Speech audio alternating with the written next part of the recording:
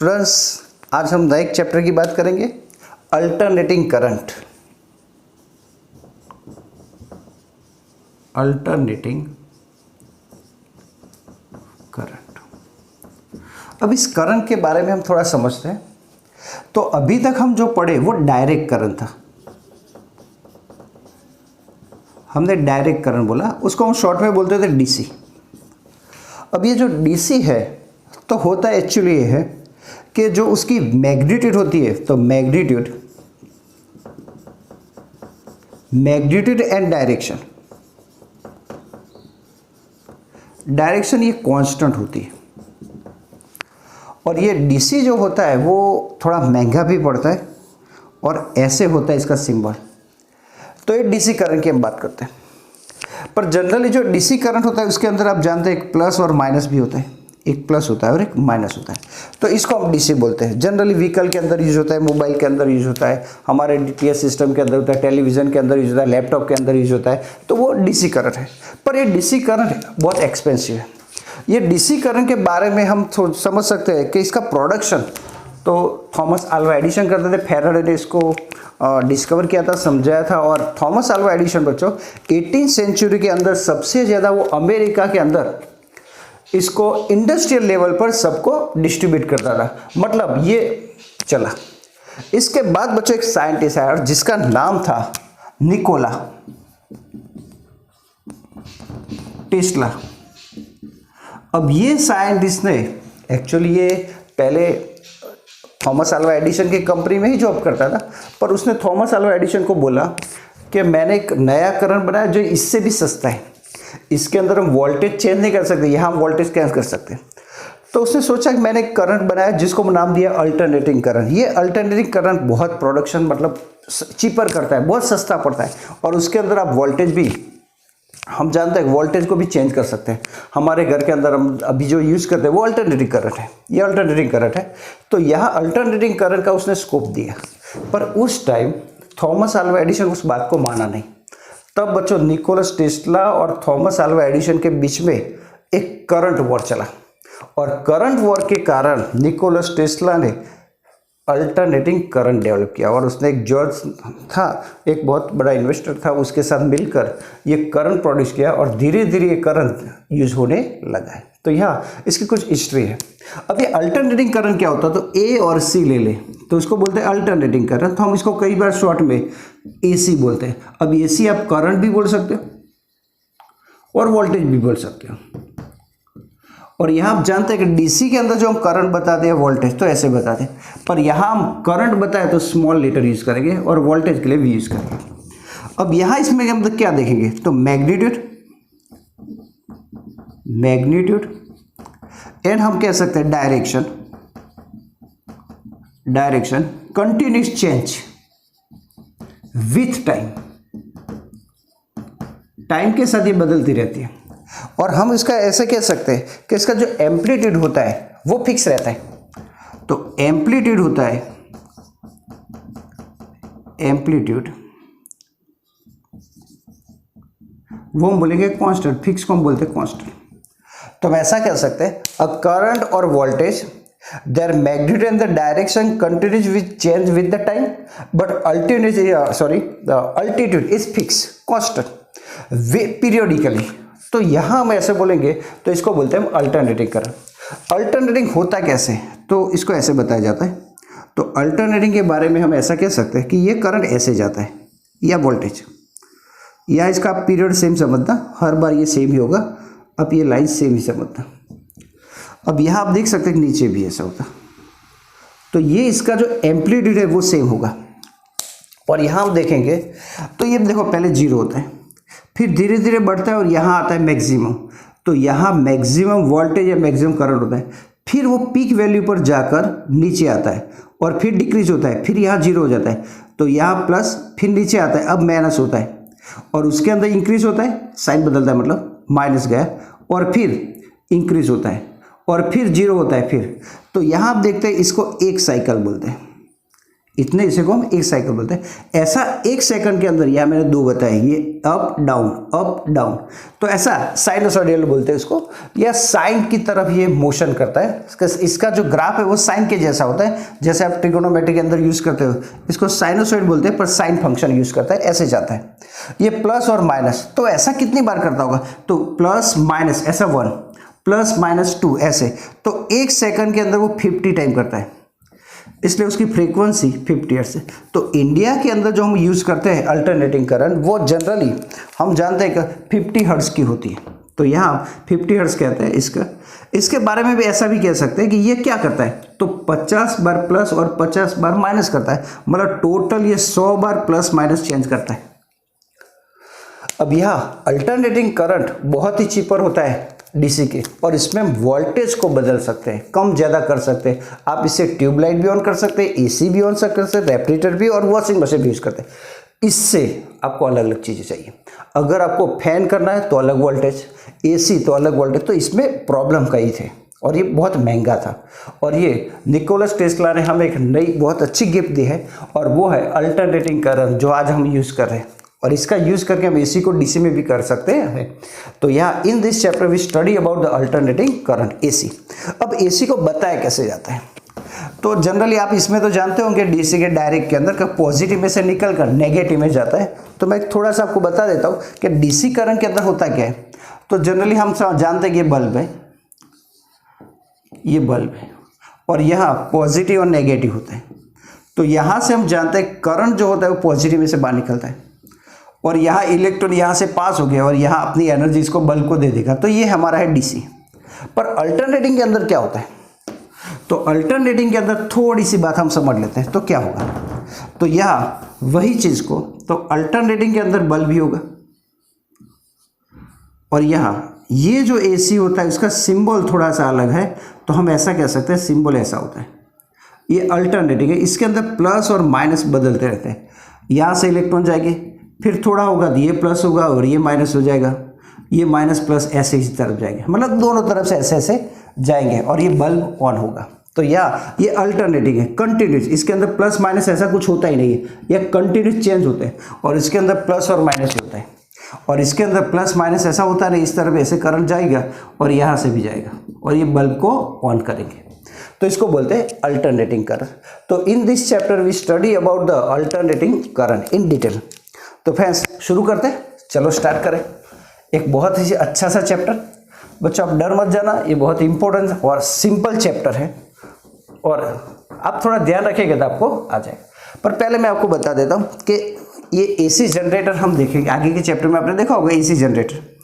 तो ये अल्टरनेटिंग जो करंट होता है वो ऐसे होता है, यहाँ जीरो ही होता है, यहाँ से स्टार्ट करता है, और ये करंट ऐसे जाएगा मैक्सिमम, फिर कम होगा, फिर जीरो होगा, फिर साइन चेंज करेगा, ऐसे जाएगा, ऐसे वो चलता रहता है ऐसे करंट। ऐसा जरूरी को ऐसा जाए, ऐसा भी जा सकता है कि एसी को आप ऐसे भी बता सकते हो, यू जाता है, ऐसे भी बताया जाता है ऐसे, या आप ऐसे भी बता सकते हो इसको कि यू जाएगा, नीचे आएगा, फिर यू जाएगा, ऐसे। पर जनरली लोग इसको ऐसे ही बताते हैं, एसी को आप ऐसे भी बता सकते हैं। ये जीरो है। अब यहाँ पर आप देखेंगे तो एक साइकिल कंप्लीट होता है, फिर ये दूसरा साइकिल ऐसा होता है। तो यहाँ इन दोनों के बीच में मैं बात करता हूँ, तो ये जीरो होता है जनरली। और ये कितना होता है, तो हम इसको बोलते हैं, ये पाई/2 होता है, 90 बोलते हैं। और ये होगा हमारा पाई, ये होगा 3π/2, और ये होगा 2π, और फिर से आगे जाएगा। तो मतलब ऐसे चक्कर वो चला था। यहाँ उसकी वैल्यू मैक्सिमम होगी π/2 पर, ठीक है, π/2 चलो ये। और यहाँ पर आप देखेंगे तो ये वैल्यू थी, तो ये मैक्सिमम वैल्यू थे। कई लोग इसको पीक वैल्यू भी बोलते हैं, या मैक्सिमम करंट या वोल्टेज भी बोल सकते हैं, और यहाँ इसको मैक्सिमम एम्पलीट्यूड भी बोलते हैं। तो ये आप बोलेंगे कि V0, हम यहाँ ऐसे V0 से बताएंगे, VMP भी बता जाता है, पीक वैल्यू या मैक्सिमम वैल्यू, या हम बोलेंगे करंट एम्पलीट्यूड। तो ये होता है। तो इसके अंदर जो करंट जाएगा या वोल्टेज जाएगा, तो उसका फॉर्मूला क्या होगा, तो V0 sin ωt।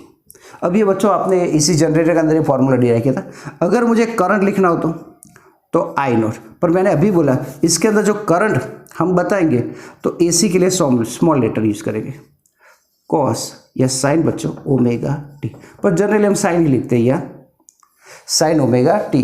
तो v is equal to V naught sine omega t, या आप ऐसा भी लिख सकते हो V M sine omega t, और इसको आप आई एम या आई नॉट भी लिख सकते हैं। तो मैक्सिमम बता रही है, मैक्सिमम पीक वैल्यू है, या हम बोलेंगे करंट एम्पलीट्यूड। अभी ऐसे जाता है, तो मान लो कि टोटल एक चक्कर कंप्लीट करने में उसको टी टाइम लगता है, उसको हम फ्रीक्वेंसी भी बोलते हैं। तो यहाँ पर कई लोग ऐसा भी लिख सकते हैं, इसको t/4, इसको बोलते हैं 2t/4, इसको बोलते हैं 3t/4, और इसको t या 4t/4 बोलते हैं। तो पूरा एक चक्कर हो गया, ऐसे भी लिखा जाता है। तो यहाँ हम बात करेंगे ये अल्टरनेटिंग करंट, आपको ये दोनों वैल्यू अभी याद रखनी है, ठीक है। अब बच्चों हम बात करेंगे, तो यहाँ से हमारा चैप्टर स्टार्ट होता है, और पहला क्वेश्चन है AC voltage apply to a resistor, AC voltage apply to a resistor, AC voltage applied to a resistor. अब आप समझ सकते हैं कि यहाँ पर मैं एक AC वोल्टेज लेता हूँ, और आप ऐसे शुरू करेंगे कि AC वोल्टेज है, और यहाँ पर हम AC वोल्टेज सप्लाई करते हैं। तो ये रजिस्टर है, रजिस्टर वैल्यू। अब यहाँ मैंने दिया है, तो ये हमारा V है या VM साइन ओमेगा टी, या सोर्स बोलते हैं AC सोर्स, और ये हमारा रजिस्टर है। अब मैं इसको AC वोल्टेज सप्लाई करता हूँ, तो हम ऐसा लिख सकते हैं कि एस शो, इसका आंसर हमें देना है, explain the AC voltage apply to the resistor. तो हम लिखेंगे as shown in the figure AC source which applied to the circuit and a potential difference across the two terminal, such AC voltage is called the alternating current या alternating voltage। अब यहाँ आप देख सकते हैं कि मैं यहाँ V इज इक्वल टू, आप ऐसा लिख सकते हैं कि as shown in figure AC source which produce potential difference between two terminal, such potential difference is called alternating current या alternating voltage। तो ये अल्टरनेटिंग वोल्टेज कितना होगा, तो हमने ऐसा लिखा है कि V is equal to V naught या VM साइन ओमेगा टी, ये इतना दिया है।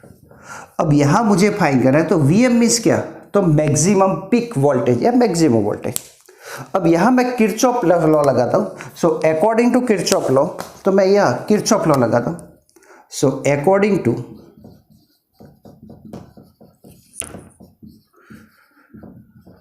किरचॉफ्स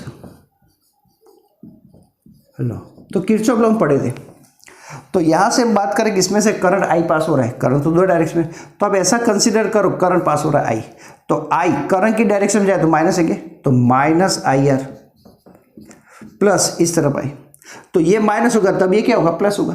तो प्लस मैं लिखता हूँ कि V इज इक्वल टू 0, तो आप लिख सकते हैं V is equal to IR, पर V की जगह क्या लिख सकते हैं, VM sine omega t is equal to IR। So therefore IR is equal क्या लिखो, तो मैं लिख सकता हूँ I is equal to VM upon R sine omega t. ठीक, ओम्स लॉ लगा देते, तो VM अपॉन R को आप बोलते थे I, ओम्स लॉ याद है। तो ये मैक्सिमम वोल्टेज, तो करंट भी क्या होगा, maximum. So I is equal to, अब ये मैं भूल जाता बच्चों कि स्मॉल लेटर लिखना है, so I is equal to IM sine omega t. तो this is the formula of the current. अब यहाँ हमने करंट का तो फॉर्मूला ला दिया, अब कुछ देखते हैं तो करंट कैसे जाता होगा एसी के अंदर। तो यहाँ मैं इसका फिगर ड्रॉ करता हूँ, और ऐसे हम समझते हैं ये टी है, चलो, और यहाँ ये वोल्टेज है। अब मैं इसकी फिगर ड्रॉ करता हूँ। तो आप ऐसा कह सकते हैं कि यहाँ पर हम ऐसे लेंगे, तो यहाँ से मैं थोड़ा आपको डिटेल में समझा दूँ। ये जाता है, ये वोल्टेज होगा। तो उसी तरह मैं बच्चों कैमरा चेक कर लेता हूँ एक बार। सही है। अब फ्रेंड्स यहाँ से मैं करंट की वैल्यू भी लिखूंगा। तो ये जो बता रहा है वो हमारा वोल्टेज V है, ये पीक वैल्यू ऊपर की तरफ ये होगा, तो ये हमारा Vm होगा। तो ये क्या होगा हमारा Im होगा, मैक्सिमम वोल्टेज। ओके, आपको बच्चों स्मॉल आई समझना है। अब ये ऐसे मोशन करेगा, तो आप ऐसे कह सकते हैं, तो current and voltage are in same phase. और दूसरी भी बात कर सकता हूं कि both V and I reach 0 minimum maximum at instant time. तो ये बच्चों दोनों मतलब I और V है, I है करंट और वोल्टेज, दोनों के बीच का फेज डिफरेंस भी सेम होता है। और बच्चों दोनों 0 minimum maximum at the instant time होता है। देखो यहाँ मैक्सिमम V मैक्सिमम होता है, I मैक्सिमम, यहाँ I 0 है तो V 0 है, यहाँ भी 0। तो यहाँ एक साइकिल के अंदर 2 बार 0 होते हैं, एक यहाँ होता है और एक यहाँ होता है। तो यहाँ हम ऐसा भी कह सकते हैं कि अगर एक साइकिल बनता है तो 2 बार वोल्टेज भी 0 होता है, 2 बार करंट भी 0 होता है। तो ये बच्चों हमारा पॉइंट था कि AC voltage apply to the resistor. अब एक और बात करते हैं, जब मैं इसको वोल्टेज को अप्लाई करता हूँ तो क्या होगा, तो इसके अंदर ये रेजिस्टर होगा, तो पावर डिसिपेटेड होगा, पावर यूज होगा या पावर वेस्ट होगा, तो कितना होगा, तो वो थोड़ी हम बात कर लेते हैं। तो पावर की बात क्या करेंगे, तो वो थोड़ा समझ लेते हैं। तो हमारा क्वेश्चन है इलेक्ट्रिक पावर या electric energy when the AC voltage apply to the resistor R. तो तब पावर क्या होगा, तो पावर डिसिपेटेड कितना होगा। तो हम यही बात को थोड़ा समझ लेते हैं कि इसका पावर कितना होगा। तो ये मुझे थोड़ी जगह चाहिए थी, मैं मिटा देता हूँ। और यहाँ हम ऐसा कह सकते हैं पावर, तो पावर का जनरली फॉर्मूला में ऐसा पढ़े थे I²R। अब यहाँ प्रैक्टिकल लाइफ के अंदर एवरेज पावर लेना होता है, तो एवरेज पावर क्या ले, तो हम बोलेंगे एवरेज पावर, क्योंकि वोल्टेज और करंट बच्चों कंटिन्यू चेंज होता है और कोई भी चीज चेंज होती है तो हम लेते हैं एवरेज पावर। तो average power for entire cycle. Okay, इसके लिए तो एवरेज के लिए आप ऐसा भी लिख सकते हैं या ऐसा भी लिखा जाता है। तो आप ऐसा कह सकते हैं I²R। अब I की तो वैल्यू हम पढ़े थे, तो average power is equal to I की जगह तो इसका भी एवरेज ले लेंगे, तो क्या होगा, तो I² साइन ω² ω t और ये R को मैं आगे ले देता हूँ। तो P इज इक्वल आप ऐसा लिख सकते हैं Im² R और यहाँ लिखता हूँ sin² ω t। अब इस sin² ω t की जगह मैं ऐसे मैथ्स हम जानते हो, तो मैथ्स के अंदर एक फॉर्मूला है इसके लिए, वो क्या है तो मैं आपको बता देता हूँ कि वो फॉर्मूला है 1 - cos 2 ωt/2, ऐसा फॉर्मूला है। अब इसका आंसर क्या होगा, तो आपको तभी याद रखना है। तो इसका आंसर क्या होगा, तो वही चीज़ समझ लेते हैं। तो आप इसको एक स्टेप और ज़्यादा लिखते हैं, तो P is equal to Im²R और ब्रैकेट के अंदर हम ऐसा लिखेंगे 1/2 - cos 2 ωt/2, ऐसा लिख सकते हैं। इसकी वैल्यू 0 आएगी। तो आपको तो अभी फिलहाल तो 0 लिख देना है, पर वो 0 कैसे है तो मैं आपको थोड़ा समझा दूँ कि कैसे 0 आई। तो कोई भी जगह पर आपको I फाइंड करना है, फॉर्मूला है देखो, integration I dt upon integration dt। एक मिनट के लिए समझते हैं ये फॉर्मूला क्या है। तो देखो हम पढ़े थे नाक डी को खा जाएगा, तो ये गया। अब ये नाक डी को खा गया तो यह क्या बचा, IT/T। देखो I हो गए, तो यही फॉर्मूला है, ठीक है। तो मैं इसको थोड़ा ऐसे लिखता हूँ AC के लिए, तो यह I is equal to integration I dt upon integration dt। अब ये पूरा एक साइकिल के लिए बात है, फॉर द एंटायर साइकिल, तो 0 से t होता है, तो इसका इंटीग्रेशन होगा 0 से t, 0 से t। तो i is equal to integration 0 to t। i की वैल्यू आप जानते हैं, तो ये आई, तो cos की मैं बात करूँगा, cos 2 ओमेगा t dt और अपन में आएगा इंटीग्रेशन 0 से t और dt। i is equal to, अब इसका इंटीग्रेशन क्या होगा, तो आपको याद रखना इसका इंटीग्रेशन होगा साइन, तो sine 2 omega t divide by 2 omega लिखते हैं। अब ये कैसे, तो इंटीग्रेशन का एक रूल्स है कि अगर cos 2 थीटा हो तो आपको लिखना है साइन 2 थीटा, पर जो ये 2 है थीटा के साथ वो नीचे लिख दे। तो यह देखो t के साथ कौन है 2 ओमेगा, तो नीचे लिखा। अब इसका इंटीग्रेशन क्या होगा, तो हमारा रूल्स t आएगा, पर t क्या आएगा कैपिटल, तो कैपिटल T लिख देते। अब इसको i इज इक्वल आप ऐसा लिख दो और इसकी लिमिट है कितनी है 0 से t। अब यहाँ भी लिख सकते हैं 0 से t, पर t आएगा। अब यह देखो, अब ये इसको बाहर ले लेता हूँ, तो 1 अपॉन क्या होगा, तो 2 ओमेगा t। यहाँ आप लिखेंगे साइन 2 ओमेगा t की जगह t माइनस साइन, अब ये 0 रखेंगे, तो 0 रखेंगे तो क्या आएगा 0। अब ये तो 1 upon 2 omega t sine 2, omega की जगह क्या लिख सकते हैं, तो आप लिख सकते हैं 2 पाई अपॉन टी, और ये t तो था, साइन 0 तो 0 ही होता है, तो टी गए 4 पाई, साइन 4 पाई कितना होता है, तो 2 ओमेगा टी साइन 4 पाई 0 होता है 0, तो टोटल आंसर कितना है 0। तो यहाँ जो वैल्यू है, यहाँ आप जो कॉस वाली कहते हैं बच्चों, तो वो जो वैल्यू है मेरे पास वो क्या आई, इस 0 आई।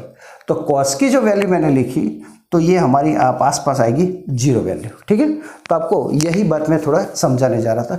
तो इसके पर से हम ये लाए कि कॉस वाली जो वैल्यू होती है वो 0 होती है। आपको याद नहीं रखना, ये तो सिर्फ आपके फॉर इन्फॉर्मेशन के लिए। आपको तो बच्चों इतना ही देखना है, आपकी एनसीईआरटी बुक में ये नोट में दिया, फुट नोट में दिया, मतलब आपको याद नहीं रखना। तो एवरेज 1/2 कितना होगा, तो 1/2 का एवरेज 1/2 होता है, और cos 2 ओमेगा t बाय 2 का एवरेज होता है 0। कैसे, तो अभी आपको बताया, अब ये वैल्यू लिख दो। So average power p is equal to im square r, और क्या आएगा इसका 1/2। So therefore average power, so im square r by क्या आएगा 2। तो using this formula we can find out the average power. तो फिर आपको ये चीज़ें समझ में आएगी। बच्चे थोड़ा चैप्टर टेढ़ा मेढ़ा है, पर आप मेरे साथ ऐसे हर रोज़ कैलकुलेशन करते रहेंगे, ये समझते रहेंगे और लिखते रहिए, तो आपको चैप्टर अच्छी तरह आ जाएगा। बच्चों मैं हर रोज़ इसका एक वीडियो आपको अपलोड करता रहूँगा इसी कारण का, जिससे आपको बहुत इजी रहे। मेरे चैनल को बच्चों सब्सक्राइब करना मत भूलिए। और मैं बच्चों हो सके उतने एनसीईआरटी के, आप एनसीईआरटी सीबीएसई की एग्ज़ाम के अंदर भी चलेगा, वो आप स्टेट बोर्ड की एग्ज़ाम देंगे, इसके अंदर भी आप ऐसे लेंगे तो आपके मार्क्स कोई कट होंगे नहीं। और बच्चों हम पॉइंट टू पॉइंट और पेज टू पेज बुक के जाएंगे। Thank you very much, have a good day.